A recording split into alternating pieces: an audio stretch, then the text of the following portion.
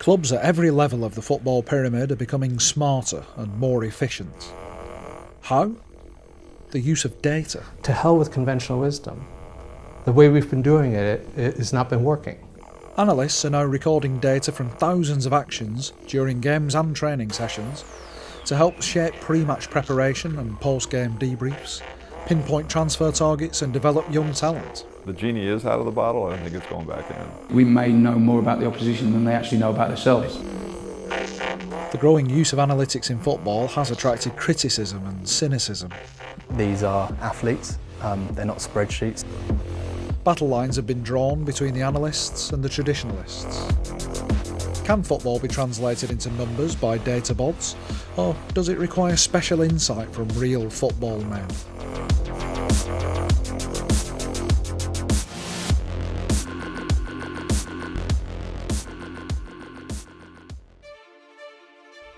In 2002, one of the most unfashionable teams in Major League Baseball, the Oakland Athletics, defied the odds to go on a record-breaking 20-game winning streak. Their success was powered by a new approach to player recruitment, sabermetrics. Well, it started out as, I'd played for 10 years professionally, and so when I stopped playing, I entered the front office, and I started reading this stuff. Again, the baseball academics, and it made sense to me. And I had my own experience with which to look at both sides. I came from a traditional baseball background as a player, and now I was reading this new stuff that sort of put player performance in order for me. It was very rational. I could see why a baseball team was good. You could look at numbers and explain why they were good instead of sort of looking at things anecdotally and trying to use non-quantifiable reasons to apply success. We were one of the smallest teams in the league. We were actually losing money. But it also created a great platform. It meant that if we just did things the same way the New York Yankees, aka the Manchester United did, we were destined to finish where our player wages said we should. If you had the lowest payroll, you were probably going to finish in last. So we had the opportunity, because we had nothing to lose, to implement something differently. The success of the Oakland A's encouraged sports teams around the world to replicate the model pioneered by Billy Beane. Early adopters believed the Moneyball approach could give them an advantage over their competitors. We knew it worked on individual players, and we were able to apply it to the whole team. We won four division titles, 3 division titles and a wild card. We're averaged almost close to 96, 97 wins per year. And so we had immediate success. But the biggest thing, the most important thing, is we understood why we were successful, and we understood where we went wrong. I mean, the numbers would show us. Billy Beane had the huge luxury of not looking at relegation. Right? If you don't have to look at relegation, you can try all kinds of stuff. Analytics and big data are driving the strategies of major corporations around the world. And these methods are now filtering into football, from the boardroom to the boot room. Football clubs over the last 10-15 years have had to deal with a technological revolution. What that's meant is they've now started to collect through third-party vendors lots and lots of data on football. And that those data primarily originally were collected for fans and for media outlets to use. They've made their way into the clubs themselves, and now you have football departments that have to contend with what's kind of an avalanche of information. Sports data is basically a reconstruction of the match. Okay, so why do we collect data? It's basically so we can tell a story of how the match is played. And so you can look through it in various lenses. So you could have just event data and how many passes and shots. But as we know in football, it's not a great reconstruction. But if we had the tracking data, so if we can see the dots run around, we can basically reconstruct the game in a better way. It's like having a scout at every game. And not just having a scout at every game, because we're collecting data on everything that the player is doing on the field. It's like having a scout for every player in every game, because everything they do is recorded. Now it's not so much about collecting the data, it's making sense of that data. The stakes are high at the top of the footballing pyramid, but lower down, one bad season can have catastrophic repercussions. Small clubs with limited budgets can't afford to make a mistake. To reduce the risk of acquiring a dud signing, they're turning to Beane's sophisticated sabermetric approach. So I like to try and get to the training ground as often as I can and help out with the guys down there. But a lot of the time I'm based here in Eco Tricity. with a 4-screen setup.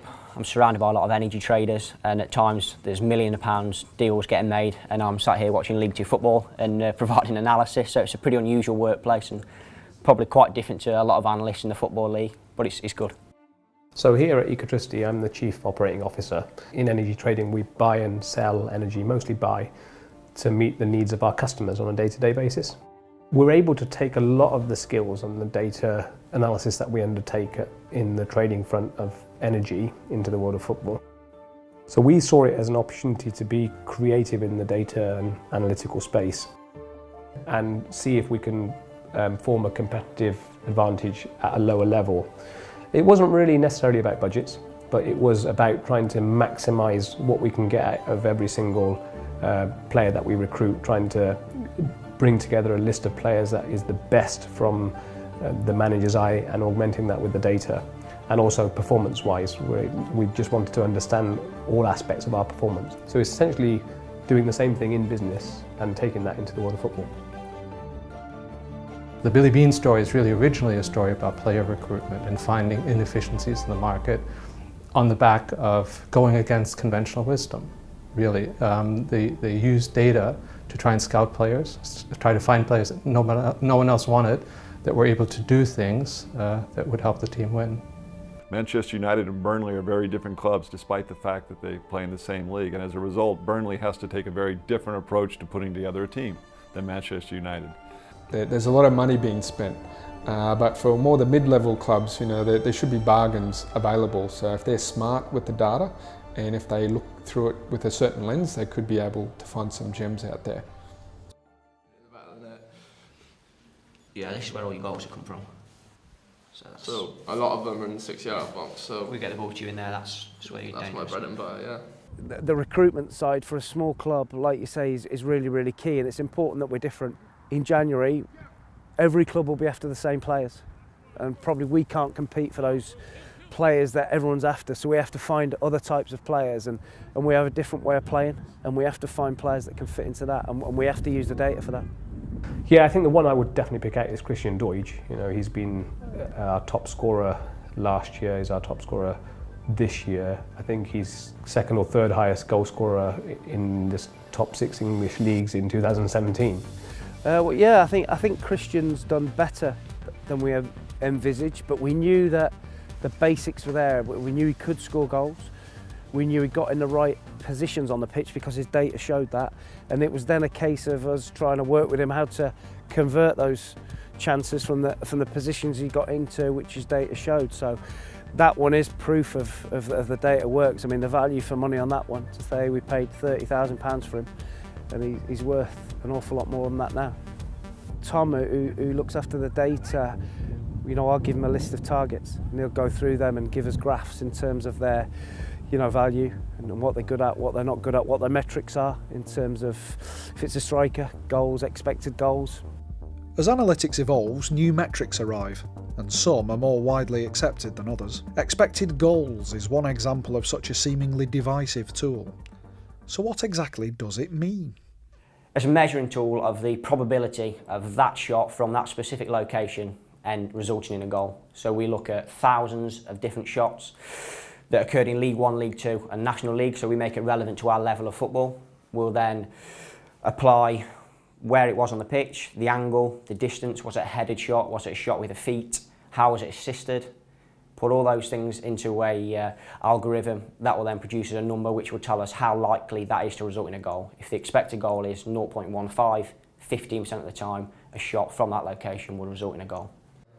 Well, it makes me feel a lot better about myself because my expected goals is a lot less than what I'm achieving at the moment, so that's good for me. Well, I just think football's changing, and you've got to, any little inch you can get, it helps out massively, and it might be the difference at the end of the season and between getting promoted or relegated.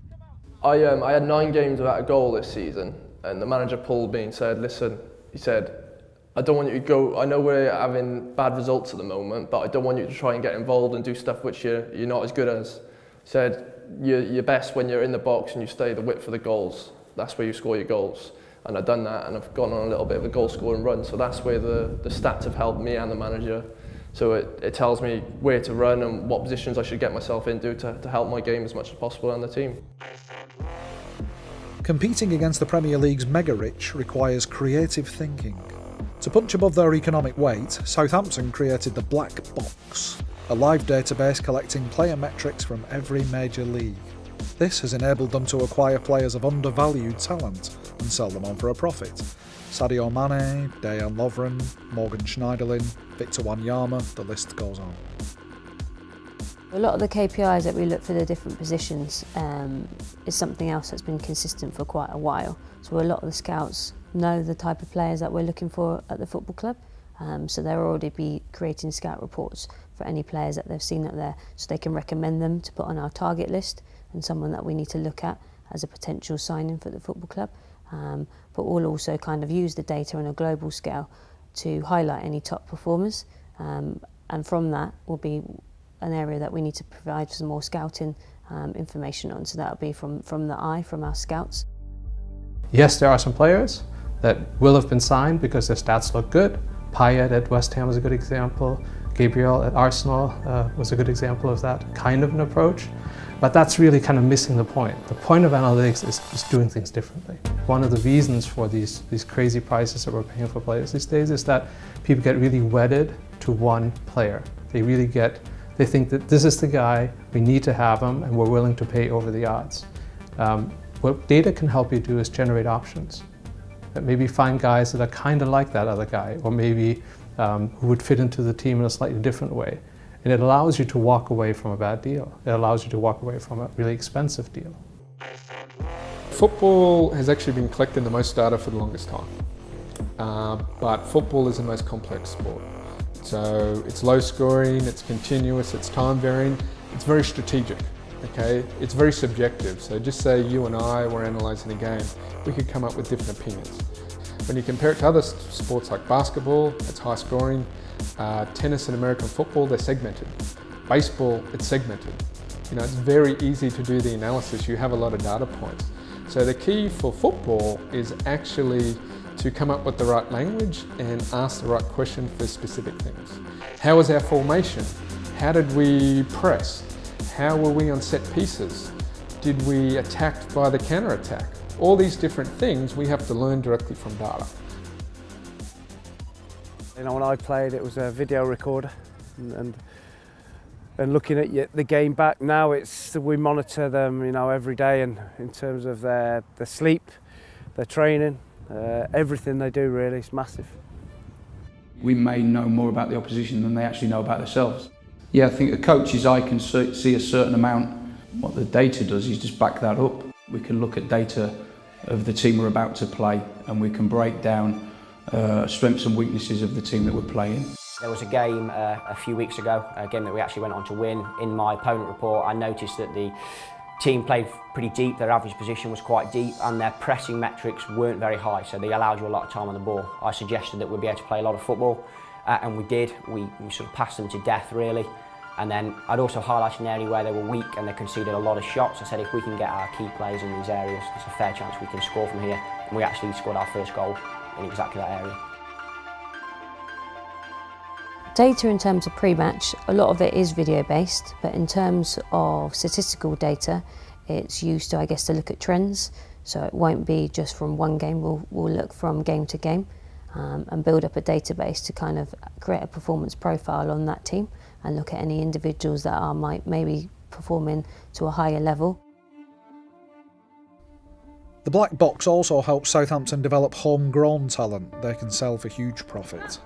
Data helps to drive player recruitment at academy level and to maximise the potential of their scholars. I started training when I was 8 and then finally signed at 9, so quite a young age. I think when we first got it was just a load of numbers on a sheet, but now we understand what it actually is, the details of it, and where we can improve and what we need to look at. So it's helped me massively. I think when I first got it, I didn't really know what to do. It was sort of just watching the game. I wasn't really taking notice, but as I started to learn more, I think I focused on myself more and the positioning I'm taking up and all the little details you can sort of figure out what you have to do to be better, and so it's helped me massively develop. A founding principle of this organisation is youth development. It's everything we stand for, excellence, potential, it's a strap line, it's everything we work towards. And even when you buy a senior player, first team player, still the principle's the same. Can we improve him? Because we may be selling him, and if we are selling him, we need to be selling him for a profit. So it's all about improving that individual. It was never really the dream to produce a player to sell. It became the business model when first team started sliding through the leagues and then ultimately into administration. It was selling of players, Theo Walcott's and Alex Oxlade-Chamberlain's and Gareth Bale. We all, as fans and also as a staff member here, we all dream of what happens if we kept hold of those players, what would he have done?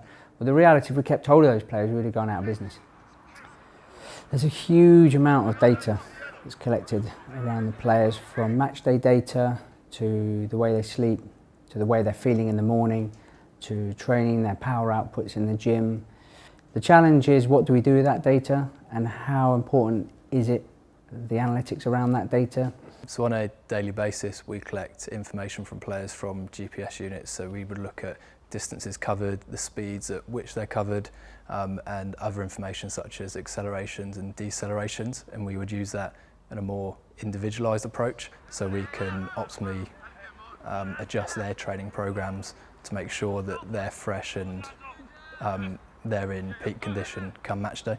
We're now in an amazing position where for the first time we're able to turn down those opportunities to sell players and push back against the big clubs and turn around and say no, not for sale. Yeah, it's a huge point of the game now. I mean, obviously there's a lot of other sports that use data or heavy analytics. Soccer has not yet cracked, I don't think, the code yet in terms of what are the key indicators of what's going to make a player successful or not. I think there's several companies out there that aggregate the data and try to make it easier for you to make a decision. But at the end of the day, I think soccer people want to still see the player and see how that marries up with the data that you're seeing. Because sometimes the data doesn't always match what you're seeing on the field because of the free-flowingness of the game and the fluidity of the sport. Yeah, I think the mentality of a player, I think that sometimes the soccer IQ, and you're only going to get that from seeing sometimes live, obviously video as well, but also sitting down with that player and having a conversation with him about the game itself, about his particular skill set, about your own club's philosophy on the game, and see if there's a match there. And that, you can't get answers from that with data. Analytics has come a long way from pass completion rates and heat maps. Some of the brightest minds in the game want to find an algorithm to calculate the most valuable intangibles, like team chemistry. What will this mean for the future of football? You know, all goals aren't created equal, and the ability to weight sort of the difficulty of those goals, the player with the skill set to do those things should be rewarded as a result, or as opposed to a guy who maybe just tapped one in because Suarez drew 3 defenders on him penetrating and he flipped it off to him, the other guy just taps it in. Well, the goal gets paid for in today's world. But shouldn't the guy who created all those things, and measuring those things is really the challenge, and giving proper credit to player performance is what we're all trying to achieve, not just in baseball, but in every sport, just like in business. So there's lots of cool stuff that people haven't thought about. So the idea of ghosting, be able to simulate plays that you haven't seen before. So you can have an example of a play and you can say, well, how does this team defend in that situation? What happens if I switch that player with another player? How does the outcome change? In terms of just body shape, okay, where's the player facing? Are they making right decisions? In terms of injury analytics, player load, fatigue, how's their technique changing over time? Now, using deep neural networks, we can actually simulate these things. I think in terms of injury prediction, I think you'll find there'll be less injuries. So there'll be less soft tissue injuries. You're still going to have the edge cases, but soft tissue injuries, I think they'll be minimised. I think in terms of player valuation, in terms of performance, I think that'll be normalised. I think you see the volatility now is because we haven't got these good metrics. However, what you don't take into consideration is the media, okay, the media and the shirt sales, is all these other things that need to be taken into account. You're never, I guess, going to have data just making a sole decision, I think, in anything. But as data advances and the individuals that are part of that process and are creating and maximising the use of data in clubs and in different sports, I think those people are more crucial in the process, and I think data becomes more important in what we do from day to day.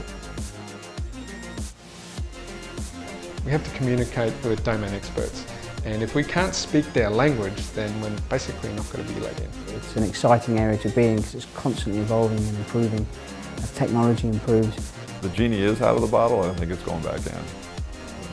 When you've got open-minded people, it works really well. Hopefully it can tell us if we're going to win or lose. It'd be nice, wouldn't it? If the data can tell me we're going to get 3 points on a Saturday, it saved me an awful lot of work.